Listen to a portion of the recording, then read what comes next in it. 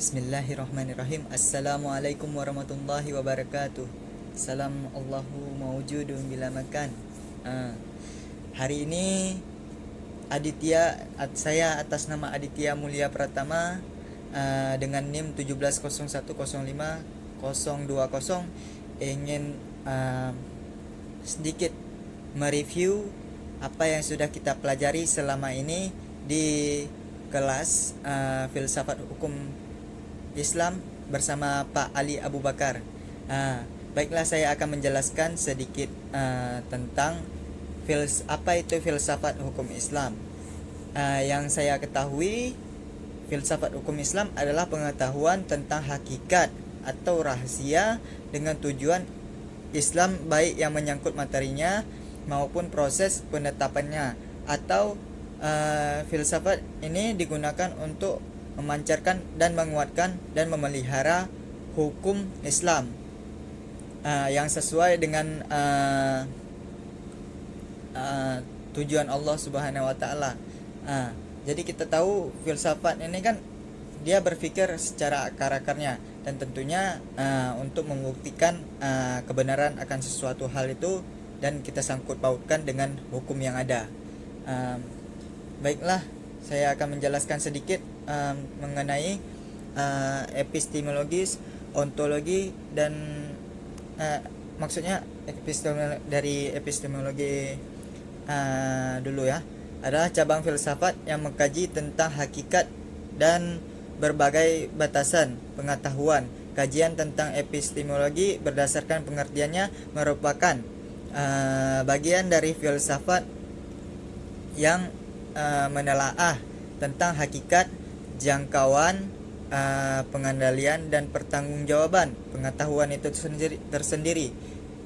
Kemudian epistemologis tidak hanya ditemukan secara terang-terangan sebagai posisi atau ajaran mengenai pengetahuan. Kemudian secara ontologis, ilmu usul fiqh dapat dikelompokkan menjadi empat ya, yaitu nilai-nilai aturan. Kemudian yang kedua, dasar-dasar atau aturan hukum. Kemudian cara atau metode menganalogikan dalil menjadi hukum. Kemudian cara yang keempat, ketentuan ijtihad, taklid, dialektika, dan kontradiktif tarjih.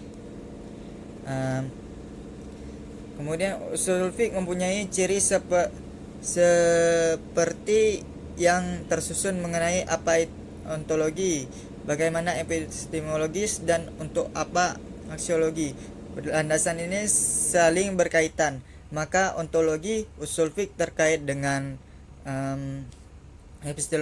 epistemologinya, atau epistemologi usul fiqh terkait dengan aksiologi. Metode penemuan hukum Islam dapat dalam perspektif usul fiqh setidaknya terdapat 3: tarikat, metode ijtihad,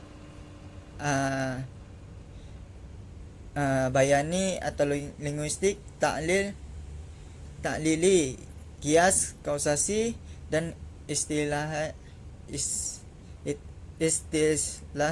atau teologis. Tujuannya ada, saya kutip sedikit tentang dari Abu Zahra, mengatakan bahwa hukum Islam mengambil individu sebagai fokus pembinaan dan bertujuan menegakkan hukum serta menegakkan keadilan, serta memelihara manusia dari perbuatan yang tidak diridai oleh Allah Subhanahu wa taala. Kemudian saya akan menyampaikan ada 4 macam pola hubungan hukum dan moral di dalam Islam.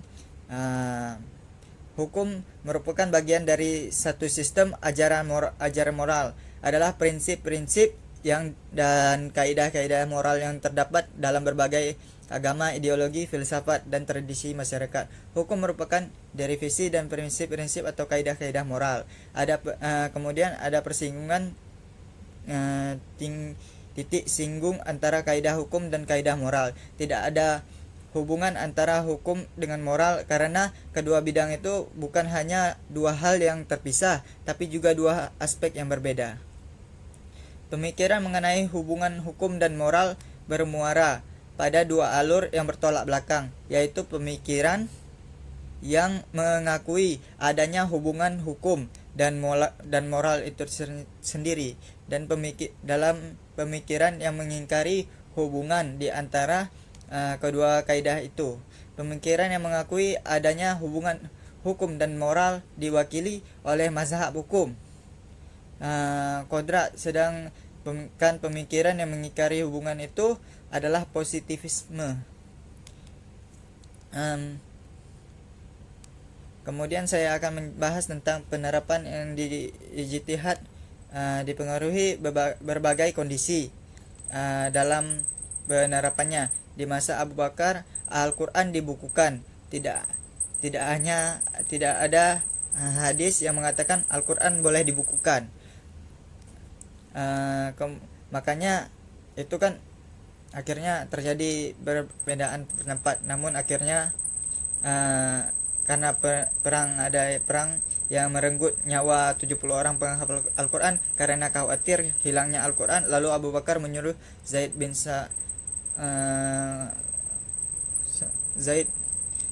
menjadi ketua pengumpulan Al-Quran. Utsman mengumpulkan Al-Quran dalam bahasa Quraisy. Saat itu disatukan sudah berhasil, maka mushaf lama dibakar. Kemudian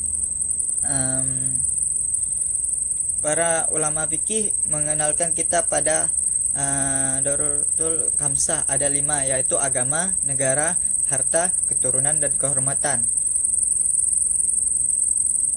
Sedikit filsafat itu kan berasal dari kata filo dan sofia, yaitu mencintai, muhabbah, sofia, hikmah, kebijakan. Dapat diartikan filsafat hukum Islam mencari, yaitu kebijakan. Berfilsafat itu bagaimana kita mencari hikmah.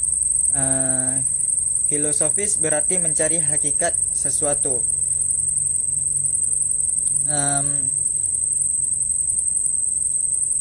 Kemudian saya akan membahas tentang hubungan Islam dan negara.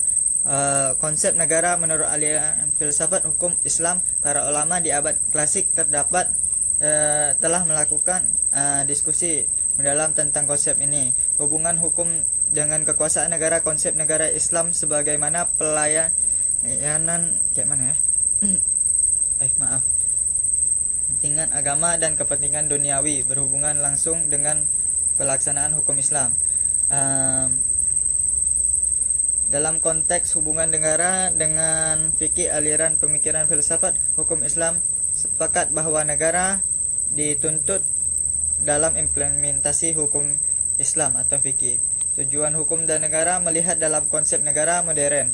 Tampak negara memiliki dua fungsi utama, yaitu fungsi politik yang berupa penetapan kebijakan yang dijalankan pemerintah, dan fungsi administrasi yang merupakan proses yang pengambilan kebijakan itu sendiri. Inti dari semua ini, filsafat ada 3, yaitu ontologi atau hakikatnya, epistemologis prinsip dan teori, dan aksiologi nilai dan tujuannya. Filsafat hukum Islam berarti mengkaji tentang hakikat, prinsip dan teori, nilai dan tujuan hukum Islam itu sendiri. Terima kasih.